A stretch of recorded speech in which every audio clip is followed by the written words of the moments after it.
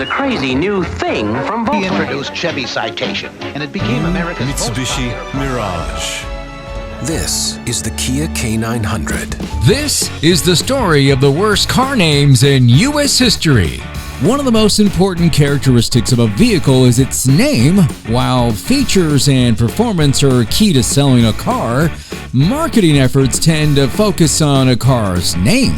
Names such as Jeep Renegade or Lamborghini Diablo usually illustrate or suggest a vehicle's essence.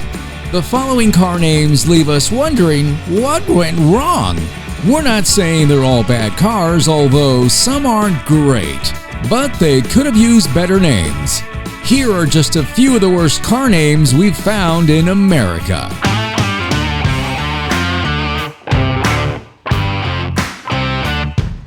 First on the list is the Hummer. Hummers were civilian versions of the military Humvee, a nickname for high-mobility, multi-purpose wheeled vehicle. Hummers were put on the road in 1992, although the big vehicle's name may, however, cause some snickering, since it refers to an oral act, although that's not exactly what you want associated with your new vehicle. Hey, sex sells, right? Next up, the Suzuki Esteem. When you're not feeling great about yourself, buying a good-looking quality car can certainly raise your self-esteem. Oddly enough, Esteem would no doubt fail in that endeavor. While the Esteem was an economy car sold from the late 1990s to 2002, very few people would hold it in high esteem. Get it? Next up, the Renault Lakar. This company also was short on creativity when it came to naming its little French car. At first glance, it appears that the English transition would be the car, which is rather unimaginative. However, car in French means a coach or a bus, so this tiny econobox is actually called the Bus. At least it has a big name. Up next, the AMC Gremlin. Numerous cars are named after living things that conjure up positive images. The Ford Mustang, Mercury Cougar, Chevrolet Impala, Dodge Ram, and even the Volkswagen Rabbit. So why would AMC name their car after something that nobody wants to associate with? According to Webster's Dictionary, a gremlin is a small imaginary monster that gets blamed when something doesn't work properly. Something you certainly don't want in your car. AMC, however, fully embraced the name, even featuring a little gremlin on the gas cap.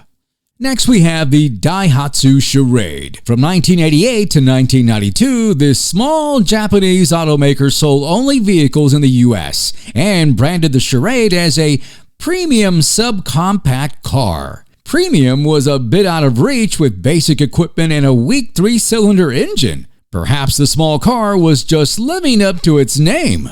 A charade is an empty or deceptive act, and based on the description, probably so was this vehicle.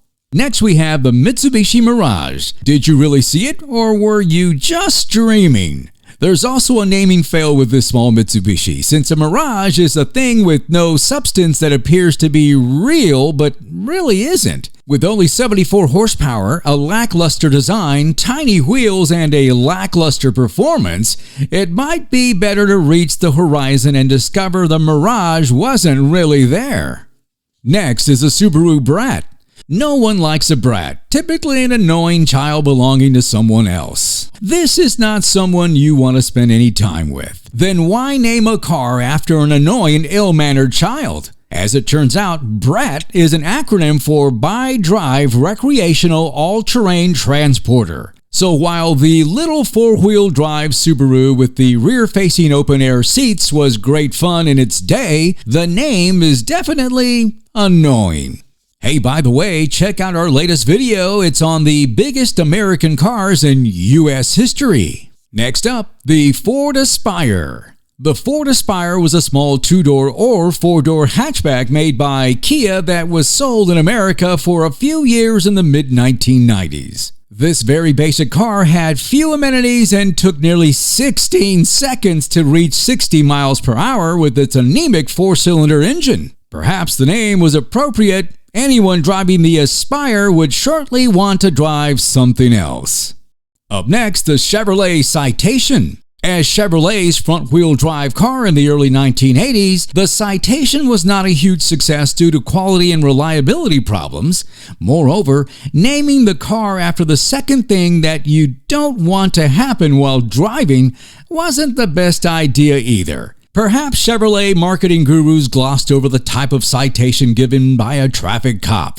Webster's defines citation as a statement of admiration for a person's courage. Back in the days of mullets and new wave, you had to be pretty brave to buy a citation. Next up, the Volkswagen Thing. In 1973, Volkswagen imported an odd-looking vehicle originally designed for the German military. Sold as a Safari in Mexico, Trekker in the UK, and Courier Wagon in Germany, apparently VW ran out of creativity by the time they got around to naming the American version. So it was simply called the Thing. Sold in America for only 2 years, the Thing's doors and windows could be removed. The windshield could be folded down, and with drains in the floor, it could be hosed out when dirty. With a 55 horsepower engine, the Thing boasted a top speed of a whopping 71 miles per hour. Perhaps Thing is more appropriate than we first thought. Next we have the Kia 900, the flagship sedan of the Kia model lineup. The K900 is a large luxury sedan. Although the rest of the Kia lineup has what we would consider reasonable names, we're not sure what the Korean automaker was thinking with the name K900. The big Kia's name is simply too close to K9. Get it? K9, K900? And while we know that dogs can help sell cars, just look at the Subaru commercials, no one wants a dog of a car. Next up is the Ford Probe. The Probe was a fine sports coupe. It didn't have great performance, but the styling wasn't bad. The name, however, could have been better. When we think of the word probe, what comes to mind is what space aliens reportedly do with captives. According to Webster's dictionary, a probe is a thin, long instrument that is used especially for examining parts of the body. Along the lines of that space examination. A hot shower might be in order after driving a probe. Next is the Ford Edsel. Deriving its name from Edsel Ford, son of company founder Henry Ford, Edsels were developed in an effort to give Ford a fourth brand to gain additional market share from Chrysler and General Motors. In the year leading to its release, Ford invested in an advertising campaign marketing Edsels as the car of the future. While 1958 Ford Edsels would introduce multiple advanced features for its price segment, the launch of the model line would become symbolic of a commercial failure. Well, that about wraps it up. The story on the worst car names in U.S. history.